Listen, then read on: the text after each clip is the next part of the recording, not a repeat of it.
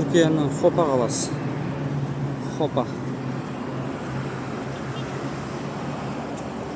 Кішкентай қалашық, бірақ дамып кеткен.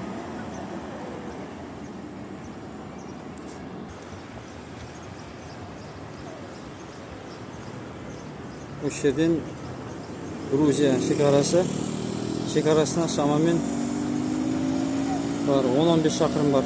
15 шақырымдай бар.